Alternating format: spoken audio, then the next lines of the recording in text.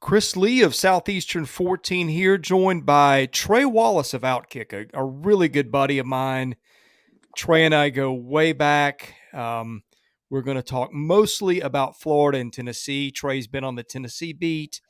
He's located in Knoxville. Lots to talk about with this game, but Trey, let's get the important stuff out of the way. Do we have the juice boxes ready by your side and there I just in case? I've upgraded to actually bottles of juice now, which is Whoa. good. You can get at the local Kroger or Publix. So I've upgraded now that I can pour into cups, even though the juice boxes would be better for the environment, in my opinion. Yeah. Um, but no, we're good. Always got the juice ready to go, buddy. Old joke. Trey and I used to do a radio show in Nashville together. It was a routine. We had juice boxes before every show. And Trey, I think you actually got paid more in juice than you did in actual cash from the station we worked at.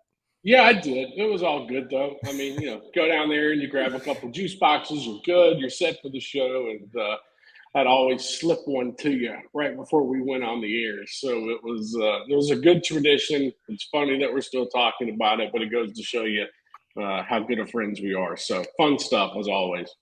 I would not trade those years for anything. That was a lot of fun. We did. Um, We had a blast. Lots of juice. what else will be a lot of fun is Tennessee, Florida. You're in Knoxville. That used to be, goodness, one of the two or three biggest rivalries in the SEC. It has lost its luster recently with Florida kind of owning the series. I think it's 16 out of the last 17. But Tennessee's what, a 10.5 point favorite as we do this on a Wednesday afternoon.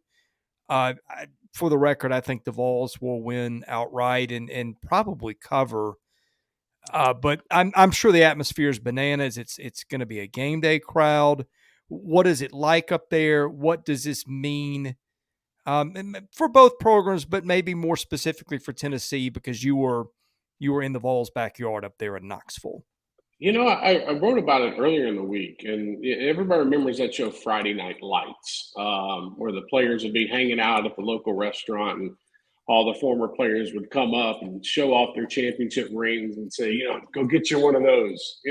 Up here, it's beat Florida. It's beat Florida. It's beat Florida.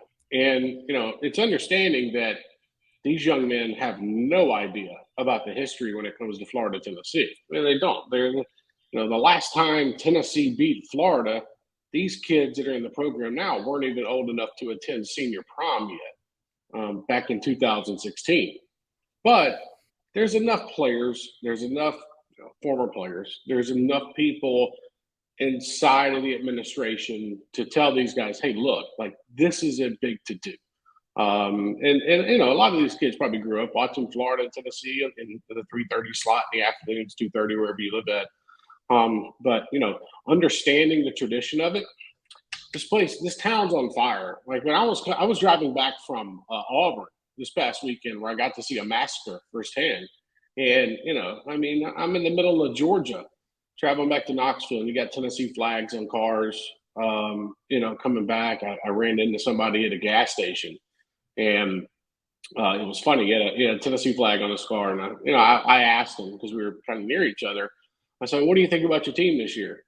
And he said, "Doesn't matter if we don't beat Florida." I said, Wow. "Okay, all right." And that kind of shows you where we're at right now with Tennessee and the atmosphere. It flags all over. Vol Navy already showing up on a Wednesday afternoon for a Saturday game. This game will remind a lot of folks atmosphere wise, in my opinion, of the 2015 Oklahoma game, where the Hmm. crowd was just crazy. You've heard stories about from the Oklahoma side where players couldn't, Baker Mayfield couldn't hear himself on the field, didn't know what was going on. I feel like you're setting up for that type of game day atmosphere, and it'll be fun to take in as a college football fan. Let's just hope maybe the game turns out to be maybe a little bit better. I'm 0 for 2 this year in covering games that turn into massacres. I saw Georgia and Oregon. Hmm. Like I would like to see a decent game this weekend, but I have a feeling we're going to talk about it. Tennessee might run away with this one. Yeah, I think they could too. No, 2016, that was Butch Jones, right? That was Butch. That was the smoky gray uniforms. That was Josh Yeah. Dobbs. Yeah, yeah. They were Gosh, down that and they seems forever ago. right. Yeah, and they came. They were. I forgot. I think they were down 21-3, if I'm not mistaken, and they came back and won that game. Appleby was at quarterback for Florida, Oh. so that goes to show you how far and how long that's been since where we are now. Now, was that the year that Tennessee threw the Hail Mary and beat Georgia also? Yeah. Yeah, and then went to Texas A&M and had a chance to beat them in overtime, and they could have been 6-0, something like that, with a prime spot for to make the playoffs or whatnot that year. But that how that ended. So Well, before we go to that, just what a roller coaster Tennessee has been on. I mean, that's when Butch Jones had Tennessee flying high, looked like that was headed somewhere. Within a couple years, it wasn't. Then you had Jeremy Pruitt, went through the same thing. Looked like he had Tennessee headed somewhere until he didn't. You had that whole investigation, which you broke. And then you had fairly lowered expectations last year with Josh Heupel, who, frankly, I think is probably the best pick of those three. I thought Butch Jones was going to do better than he did, especially given the way he started. But well, especially with his Heupel, players too. well, that too. He had some dudes on those teams, but it seems like Josh Heupel has gotten this program to a point of stability that Tennessee hasn't had, and did it really quickly under some challenging circumstances. Would you agree with that? Chris, we talked about it when Josh Heupel was hired, man. If you would have said to me, I don't know, 16 games ago, so a year and a half ago, however long it's that at that press conference when Josh Heupel was getting introduced, if you would have told me Tennessee would be 11th in the country in his second season, I'd have called you crazy. I'd have been like, okay, what are you on? The fact that they're sitting in this spot right now, and I don't know if 11th in the country is fool's gold right now. I think we're going to find out this weekend if they can put away an opponent they're supposed to put away. But you look at it overall as a program, and you've got the town on fire, Chris. I mean, and here's the thing Yeah. too that folks need to understand about like Tennessee. There hasn't been a drop off in excitement because you had Rick Barnes in the basketball team, and then you had what Tony Vitello did last year in Yeah. baseball. And now you've got what football's doing. There hasn't been a drop off in emotions yet when it comes for Tennessee fans. And I think that's what Danny White and the athletic department is absolutely loving right now with this situation is that the school and the administration's riding high right now. How much credit does Danny White deserve for this? Obviously, he gets a lot for the Heupel hire because that was his guy at UCF. Um, Obviously, he did not hire Tony Vitello, but he has retained him in an environment where it would be very easy to lose him. Barnes was not his hire. I know people are not real happy with the postseason, but he keeps on chugging. And I mean, that they have been so good in the regular season for what I think they are. I did a 5-year standings the other day. I think they are like a couple games behind Kentucky over the last 5 years in composite SEC standings, but they're up there and they're that close to being the winningest program over the last 5 years. How much credit does Danny White get for all that? I think a lot of the innovation, the contracts that you're seeing within for these coaches, what they are doing on campus through facilities, what they have done to Neyland Stadium. I mean, you think about it this way too. You have an athletic director who comes in who people know who he is, but man, it's a different culture in the SEC than it is. Mm. I know he was at Ole Miss, but he wasn't in that big of a role. But he came in there and he got a Neyland Stadium renovation thing, done within a year on the job. Like that's pretty hard to do. You've got a baseball stadium now that plans are set. They're going to start breaking ground, and it's going to be one of the better college baseball stadiums in the country. And you look at basketball, I think he's done a really good job of hiring the right, not hiring, but approving the right assistants to be in the program under Rick Barnes. And he's given Rick everything that he needs, when it comes to, hey, okay, they're about to do arena renovations as well, the Thompson Bowling Arena. So you look at it and what he's supposed to do as an athletic director, it's the things that you like to see. There's not a lot of meddling. It probably is the best word to use inside the Mm. program and saying, hey, you got to do it this way, or you got to do that, or maybe this doesn't look right. He's letting Josh Heupel, he's letting Tony Vitello, Kelly Harper, softball, everybody, letting them do their jobs, and he does his, which is, fundraise, take care of what's going on inside the athletic department building, the NCAA investigation, which I thought he did a really good job of handling. He came along into it, but I thought he did a really good job of handling. So you look at it overall. I think Danny White, I'd give him probably a B plus, an A, as of right now, as for what he has done for the University of Tennessee. He's got a ways to go. But overall, the health of the Tennessee program overall is a heck of a lot better than where it was 3 years ago. Because, Chris, you know this and I know this. Tennessee had an athletic director who was there because of his name and to sign some autographs, make some appearances at some booster events, and that was Philip Fulmer. Nothing against him. The guy wasn't an athletic director. He wasn't Barry Alvarez, who jumped right into it at Wisconsin, was able to do the right things there. So Tennessee got a good AD, and I think it's paying off within the programs in different, sports. Yeah, interesting you mentioned the attribute not meddling too, because Right. that may have been an issue before Danny White. Oh, it was an issue. Yeah. I mean, Philip Fulmer didn't care what Rick Barnes was doing or Tony Vitello, but he darn sure cared what, Jeremy Pruitt was doing in that program. And the fact that Tennessee let him ride off into the sunset with a fat paycheck is what it is. So I think he deserved that. That's not up for me to decide. But there's just a very, very stark difference compared to where this athletic department is as a whole now compared to 2.5 years ago. So, and you have to give credit to the people that work under Danny White and Danny White. So it's been an uphill thing for them, but they're seeming to find their way. Best way to put it. Okay, Trey, let's talk about the matchup.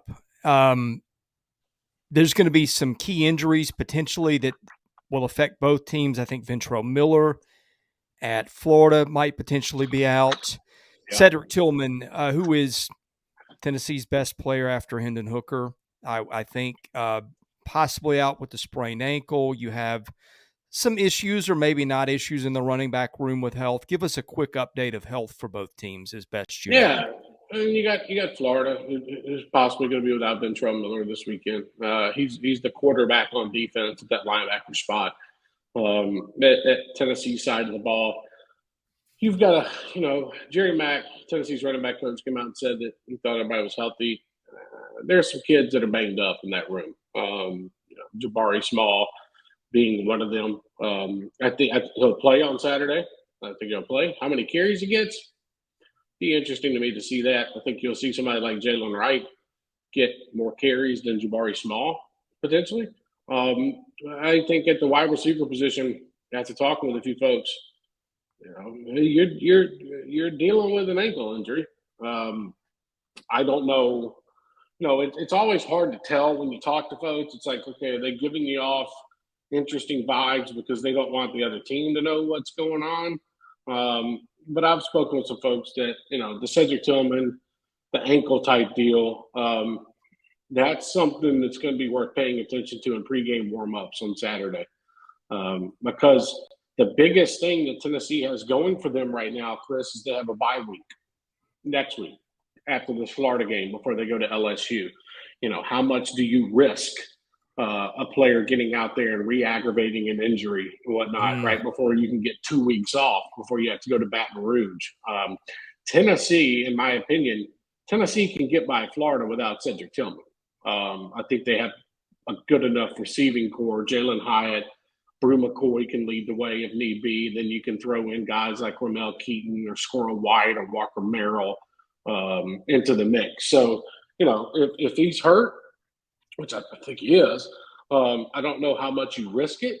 I just think Tennessee can get it done without Cedric. Not saying anything about it. I just think this Florida team, it'd be different if it was maybe a different Florida team, Chris, that they were going up against this weekend.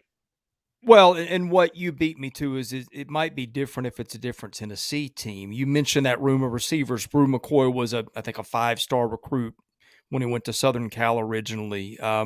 Walker Merrill, a kid from around my area, I've seen him play a little bit. Good ball player, has done some things early. Squirrel White, Jalen Hyatt. That's a room full of some athletes, and so that is not maybe as big an obstacle to winning that game as it might have been a couple of years ago.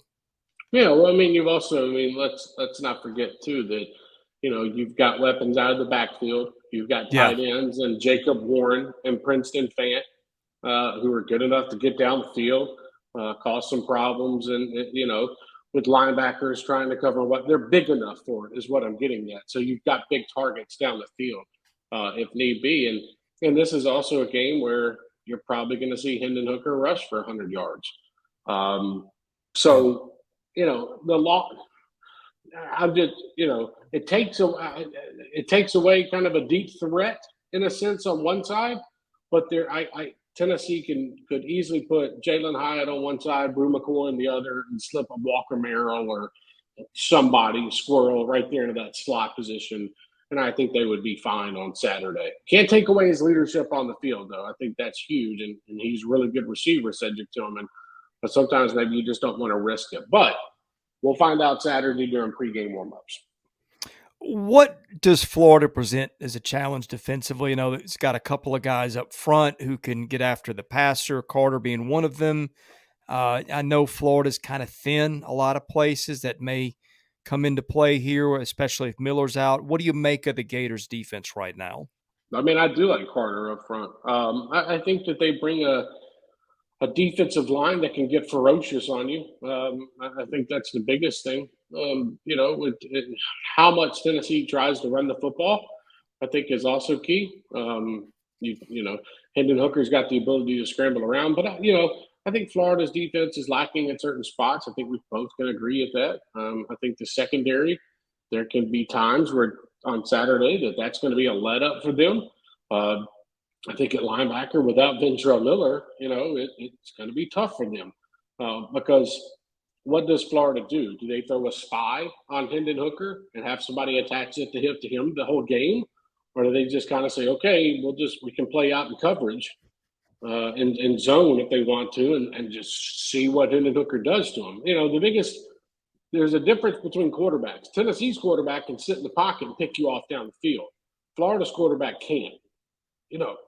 So that's where I think it gets interesting when it comes to the defensive matchups is I think Florida is decent enough along the defensive line to cause some problems, stuffing the run game, getting the interior taken care of. But overall, I look at this and I think if Florida is going to keep up with Tennessee or if they're going to play neck and neck into the fourth quarter, and we'll talk about this, it's going to have to be because of what Anthony Richardson does at quarterback.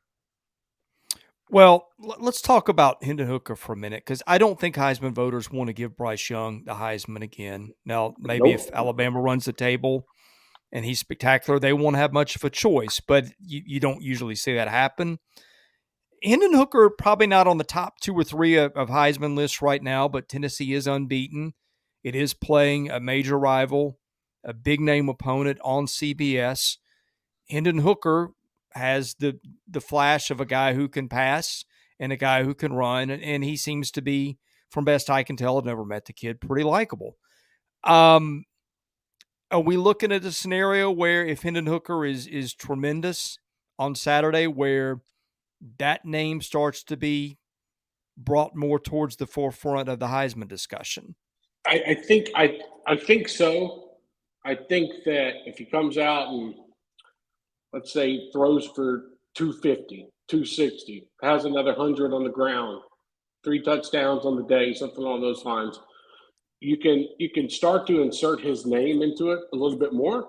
And then over the next 2 weeks is when your Heisman campaign really kicks off, because you would play LSU, then you would play the Crimson Tide of Alabama. So I am curious to see how that one would play out. We know how Heisman voters are, but we know how this usually works. Your team, you need to be 10-2. You need to be down at the end playing at least in the running for a championship and whatnot. So I think Tennessee potentially could do that. But I think for Hendon Hooker, I think he deserves. I mean, the guy has overall in his time as a starting quarterback at Tennessee 42 touchdowns and 3 interceptions. That's Pretty incredible impressive. numbers. That's pretty impressive numbers.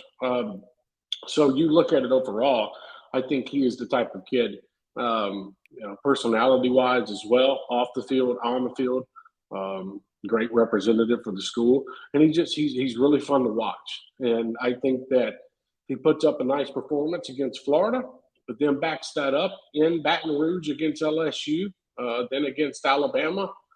I think Heisman talk could potentially start getting up there yet. It's not quite at that point at the moment, but I think it should be. If you look at the odds right now, if you're smart, if you got the money, go lay $50 to $100 on him right now and just see how it plays out the rest of the season.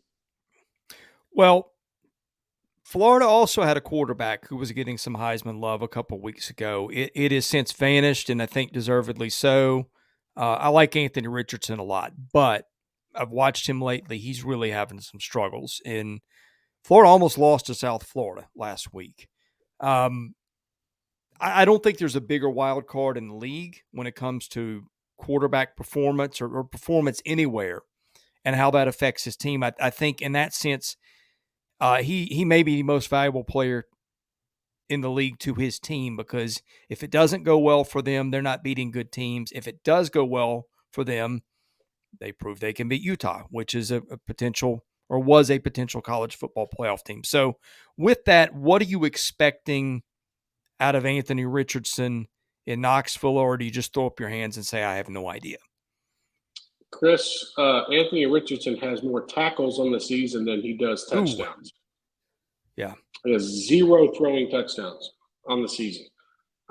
Look, teams have figured out what they're doing with Anthony Richardson. Kentucky figured it out, and then USF did the same thing. They kept him in the pocket, made Anthony Richardson try to beat him with the arm. I think that the young man has the potential to be really good. I think, and this is also true too, he hasn't ran the ball. He ran the ball 11 times against Utah. He's ran it a combined 13 times in the past 2 games. Now, I think the problem and why you're seeing that is Florida's backup quarterback situation is not good.